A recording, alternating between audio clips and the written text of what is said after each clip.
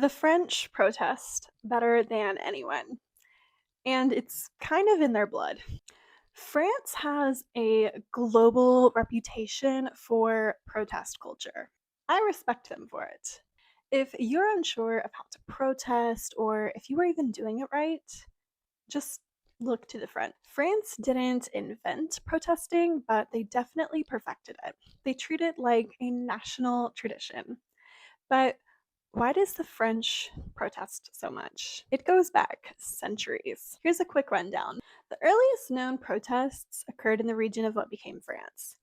Tribes in Gaul resisted Roman conquest, led by Vercingetorix in 52 BCE. This was an armed rebellion more than a protest, but it is one of the earliest collective political resistances in the region. In the Middle Ages, townspeople and peasants periodically rose up against taxes, food shortages, feudal burdens, or abusive officials. Those are closer to what we would recognize as social protest. Some examples include the Maratons revolt in Paris in 1382 against new taxes. The Jacquerie in 1358 was a major peasant uprising that erupted in northern France during the Hundred Years' War. It was driven by deep social, economic, and political tensions following years of military devastation and heavy taxation. The Provençal succession crisis. Provence was split over who should rule after the death of Queen Joanna I of Naples. There were also multiple instances of urban revolts in the Duchy of Burgundy due to taxes or elite control. Before the French Revolution, crowds often protested grain shortages and bread prices.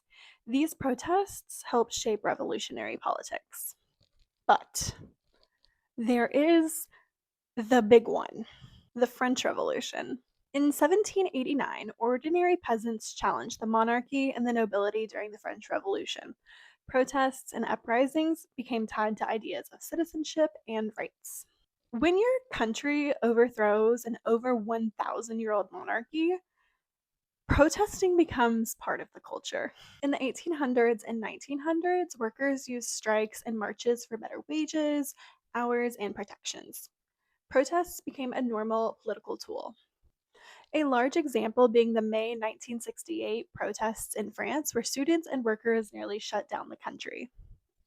Pension changes, labor laws, fuel prices, education reforms, vacation time. The French people took to the streets. Strikes can affect trains, school, garbage collections, airports, and more. As we can see, protesting is a